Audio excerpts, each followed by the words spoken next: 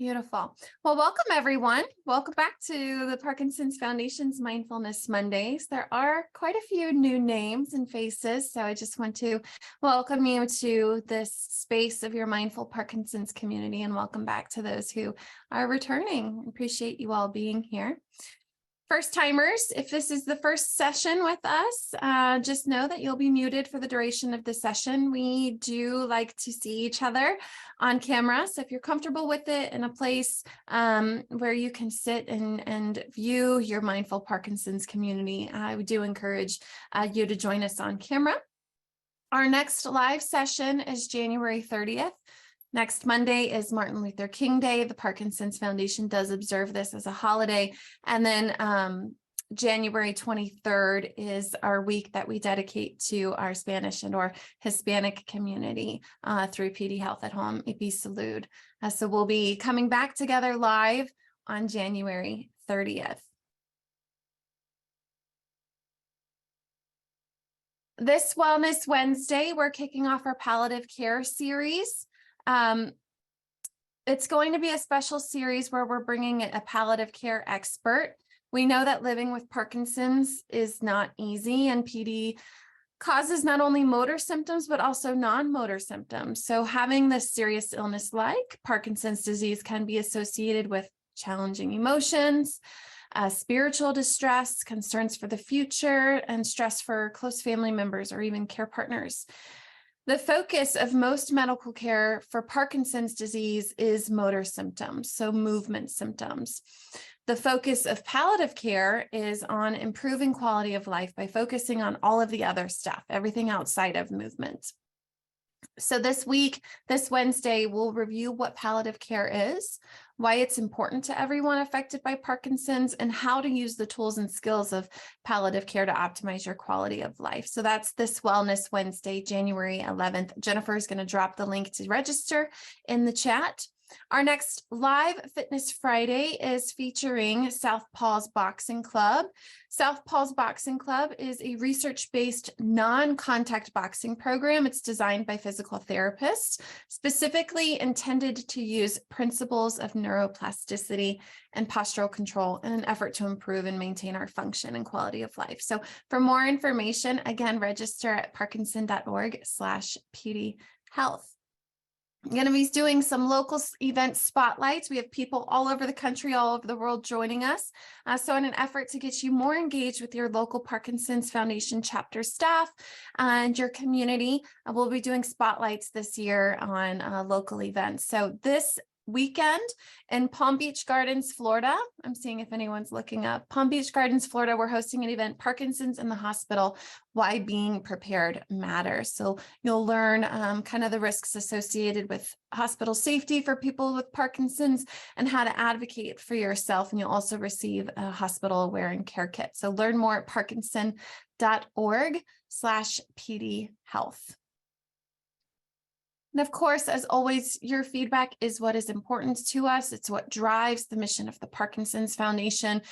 Your input is what drives our initiatives and our projects. So after today's session, please do take some time just to offer your feedback on what we'd like to focus on in our curriculum, continuing with our mindfulness journey.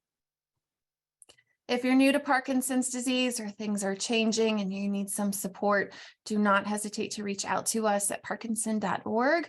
We also have a bilingual helpline, 1-800-4PD-INFO, or you can email us at helpline@parkinson.org.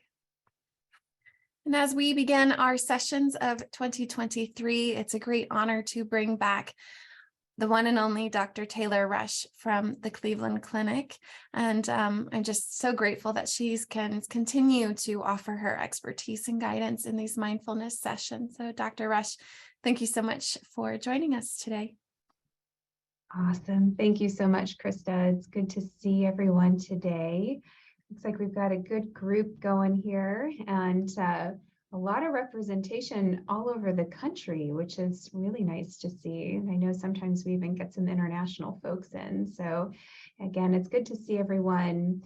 And it feels like it's been a while since I've been here. And so I'm really excited to come back and chat a little bit more about mindfulness and how to create a practice that is meaningful in your life. And so as I was thinking about today and what I wanted to reflect on with you guys, I was recently talking to some of my patients who do sometimes attend these Mindful Mondays, or sometimes they'll go back and watch them later on the YouTube channel.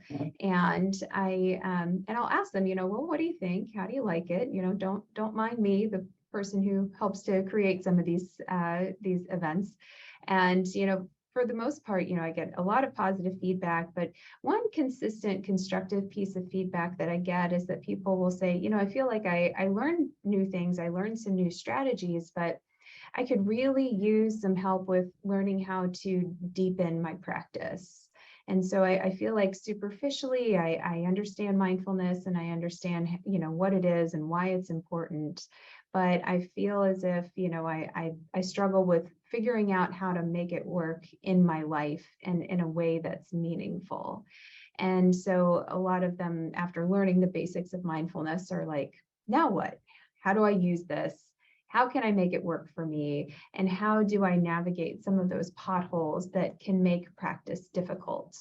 And so I thought we could spend a little bit of time today reflecting on that idea of how to deepen your practice, how to make it relevant and work for you in a way that's meaningful.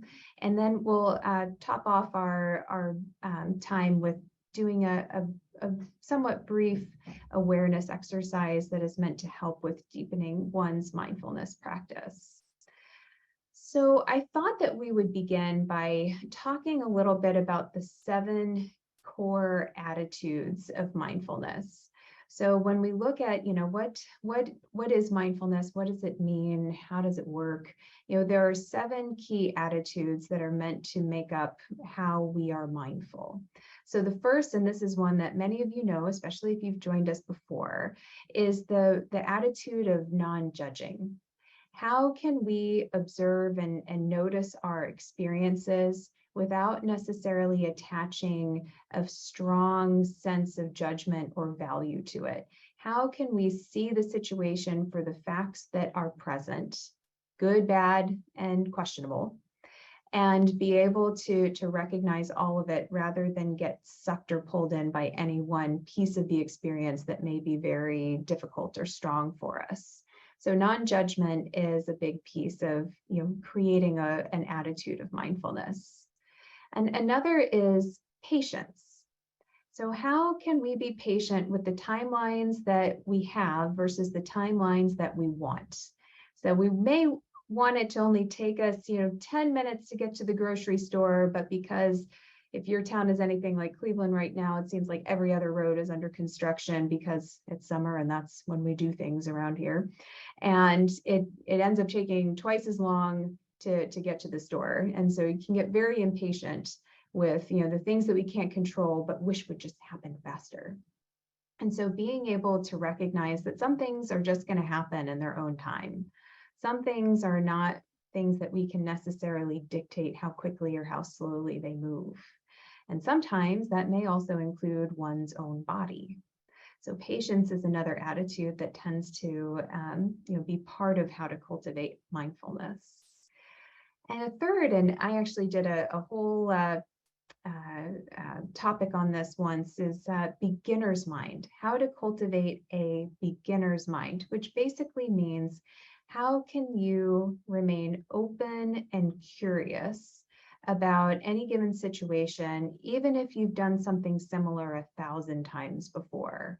Because sometimes if we can look at a situation or a person or a problem with a fresh perspective, kind of a new set of eyes, so to speak, we come up with different ideas of how to manage it. And so beginner's mind helps us to get out of autopilot, helps us to be able to see the situation for what it is this time, rather than perhaps what it has been before. And the next one is trust. So how can we cultivate an attitude of trust? And mostly this is about how do we trust ourselves? How do we trust our own efforts? And recognize that it's never going to be perfect, because we are not made as a species to be perfect. That is not our job.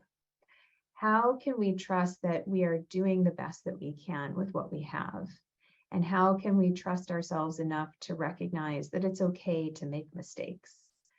Because we're going to make mistakes regardless, but can we trust ourselves to be able to get back up after we've made a mistake? Can we trust ourselves to be able to learn from it? And can we trust ourselves to say, I'm going to try this again, and lean into that ability to try things again, even if it hasn't gone well before? And so, for a lot of my patients, they will say that they sometimes doubt their own trust of themselves, in part because, some of their physical capacities may change, some of what they think they can handle changes, and it disrupts that sense of trust with themselves. And so being able to cultivate trust in a different way ends up being very helpful, because we can, kind of reestablish a covenant with ourselves that we're going to do the best we can with what we have. And then the fifth attitude of mindfulness is non-striving. Now, how can we see a situation for what it is without necessarily trying to change anything? So one way that we often will incorporate this in a mindfulness meditation practice is with the breath. So we often will want to anchor to the breath and see the breath and recognize the patterns of our breath without necessarily trying to change anything. We're not trying to breathe more deeply. We're not trying to, create more space in our abdomen or our spine. We're just trying to notice our breath. And sometimes even just that active observation changes what we do. It changes the behavior. It's called the Hawthorne effect. And so just, being able to recognize that sometimes we can observe something and recognize what's going on without trying to change it. And then the sixth attitude is acceptance. And I've actually done a few topics on acceptance, and I talk about it so much with a lot of the people that come to see me, because acceptance, I think, is a difficult one for people to grapple with, because we so want to be able to change things, make them better, make them different, that the idea of acceptance often becomes synonymous with surrender. And, that's something that I really work through and explore with people, is recognizing that acceptance truly just means seeing things as they are. It doesn't mean that you don't want them to be different. It doesn't mean that you may not still try to create change, but acceptance means we can just see it for what it is right now, regardless if it's good, bad, or questionable. And then the last attitude of mindfulness is letting go. And so oftentimes we may find ourselves holding on to things that no longer serve us, that no longer make sense for us to hold on to. So sometimes that's emotional things like maybe anger or resentment or hurt. And so we end up holding on to that because we just can't imagine letting go, because if we let it go, it absolves someone else, or it makes a situation as if it didn't exist, when in fact holding on to it is what sometimes keeps us stuck. And so with mindfulness, a lot of times when we're dealing with strong emotion that we feel stuck with, that we feel like we're holding on to and it's keeping us stuck, is, we try to catch and release, so we don't try to hold on to the emotion, but we notice the emotion, we honor the emotion, we feel the emotion, we label it for what it is, but then we try to release it and then move on to whatever is next in that stream of consciousness and awareness in the moment. So I would say acceptance and letting go often are the ones that people end up grappling with the most. But I think really being able to hone in on these 7 key attitudes of mindfulness. So again, it's non-judging, patience, beginner's mind, trust, non-striving, acceptance, and letting go. If we set intentions towards cultivating those attitudes in our mindfulness practice, we can really take some of those practices to a deeper level. We can really be able to challenge ourselves on certain areas where we tend to struggle. And we can start to come to a sense of mindfulness in everyday tasks a little bit more easily when we get frustrated over the construction zone of traffic, or when we get upset or frustrated over other things that are going on in our lives with family or finances or health or whatever it may be. Sometimes we're able to ride the wave a little bit easier, a little bit more smoothly at least, when we can cultivate some of these attitudes in practice. So I wanted to review just a couple of points on how to, practically deepen your practice when it comes to mindfulness. So one thing is that just like anything else, like exercise, for instance, consistency is key. And so even if you're just practicing mindfulness for 1 minute or one breath, it is a drop in a bucket that accumulates over time. The more we find opportunities to practice, even if they're short, even if they're small, they accumulate and they matter in terms of how we can see a situation. So keep trying to incorporate it, even if on some days it's really hard because you have a lot going on or there's a lot that's distracting you. Even 1 minute or one breath can make a difference. And then mix it up. Try different types of practices. I actually went on the Mindful Monday YouTube playlist the other day for the Parkinson's Foundation, and there's 60 videos on there, which is incredible. And I don't think that's even all that have been done, but 60 that have been archived. And so there are so many to choose from different speakers, from different, specialties, from different perspectives and different topics. That alone would be a great place to experiment with some different types of meditation. Sometimes our brain needs a little variety in order to stay engaged. And, for many people, they notice resistance with mindfulness, especially sometimes as they try to develop a practice. They may notice resistance in the form of boredom or physical or emotional discomfort or restlessness or distractible mind.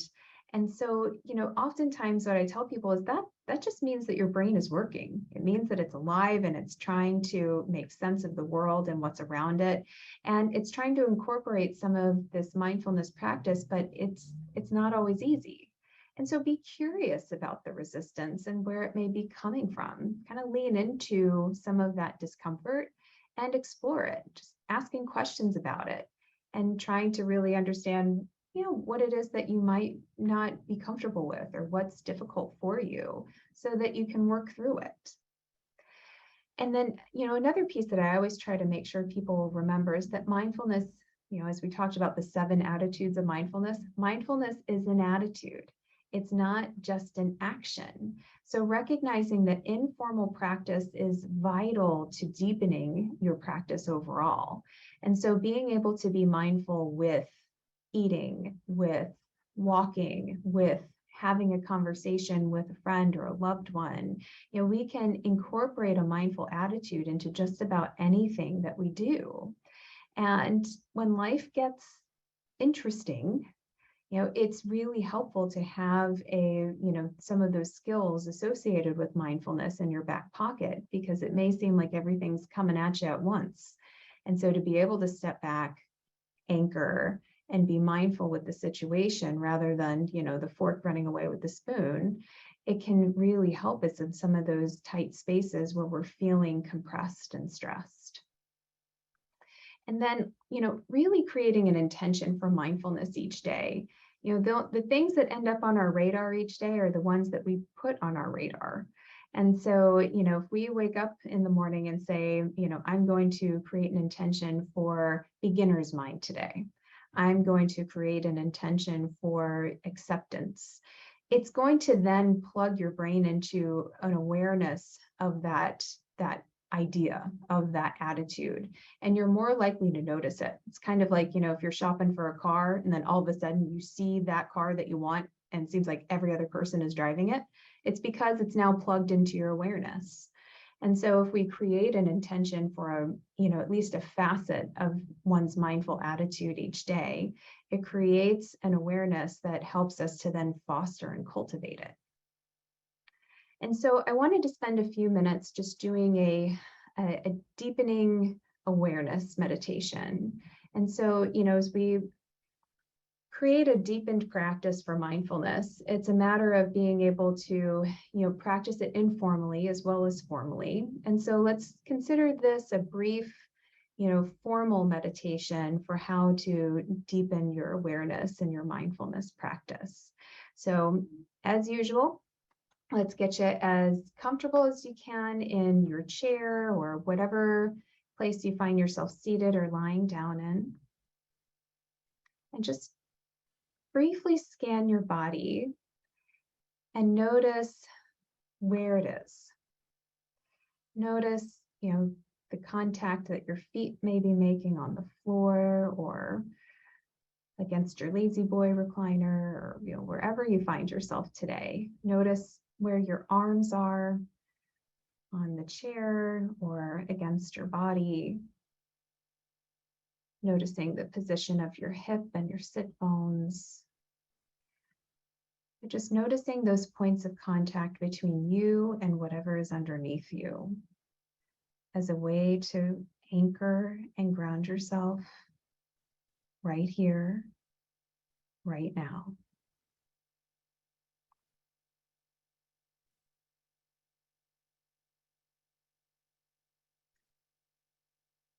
And as you allow yourself to gently breathe, briefly noticing if there are any points of tension in your body where you may be holding on. Allowing these areas to possibly let go or loosen with the breath, or just at least becoming more aware of their existence.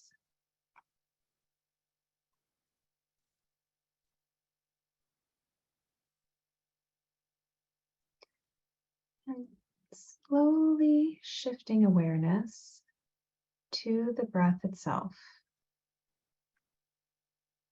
Noticing as you breathe in and breathe out.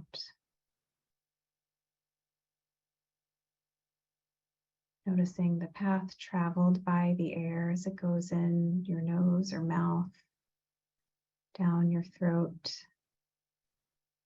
into your lungs.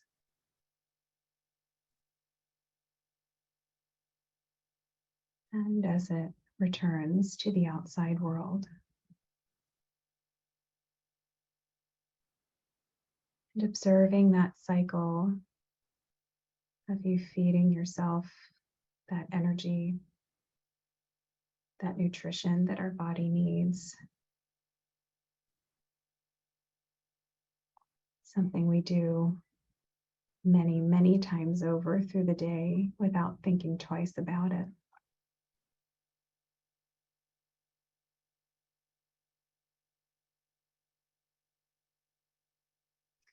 And noticing if there's any particular activity in your mind.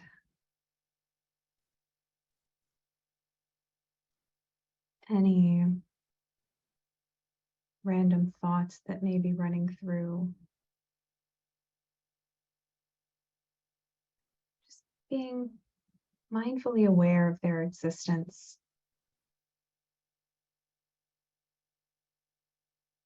Not trying to expel the thoughts of your to-do list or what groceries you need or what you're doing right after this practice. Just gently appreciating that your mind is always trying to work for you, whether you recognize it or not.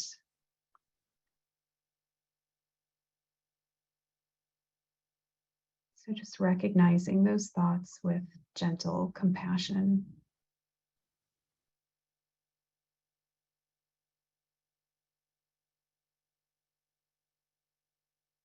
Simply notice and allow it to continue on your stream of consciousness until the next thought comes along.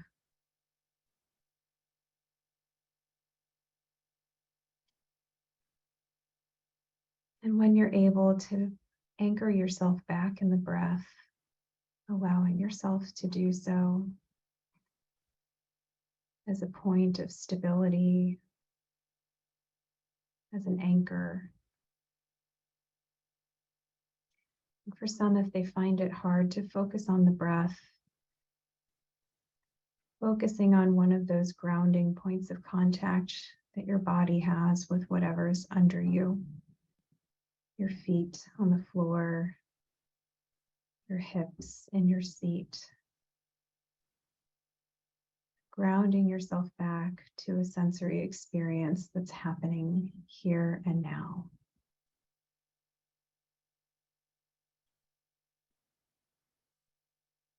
And as the thoughts come, again, just noticing, acknowledging, and allowing them to float by.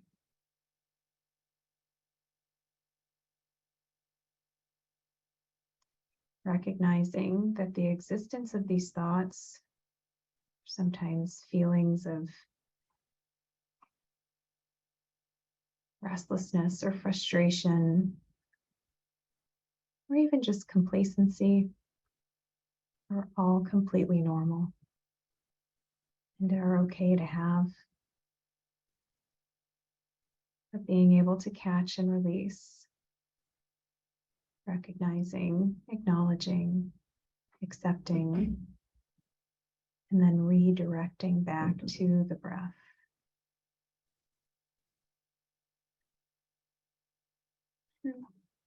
Depending on the day,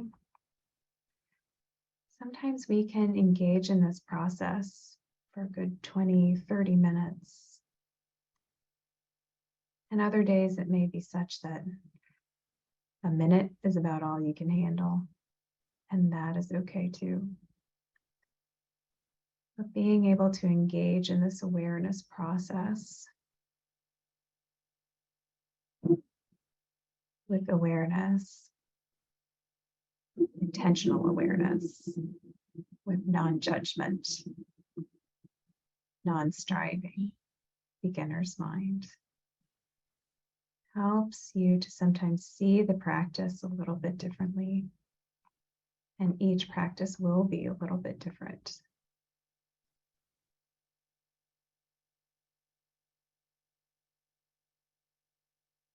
Allowing yourself to meet you where you are, mind and body.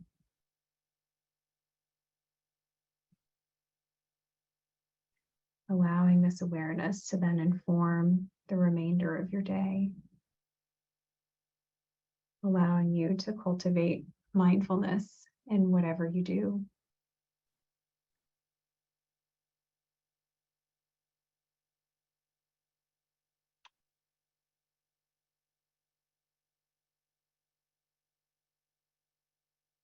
Allowing that to help you as you continue the journey of life and where it may ever take you. It always changes.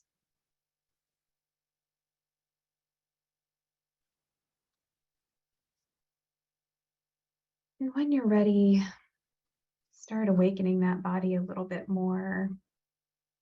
Moving your fingers and toes, shifting your weight in your seat, shrugging the shoulders a little bit, feeling your muscles in a more intentional way. And with a deep breath, opening your eyes when it feels right to do so.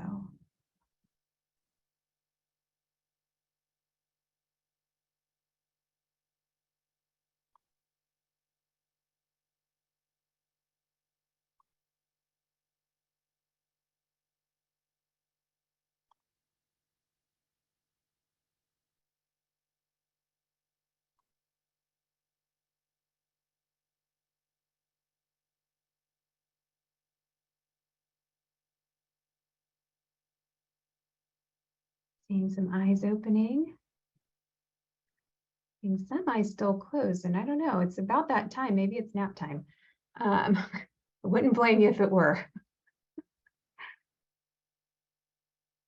And so we certainly invite folks to add to the chat if they have comments or questions, thoughts from today's practice, whatever's on your mind.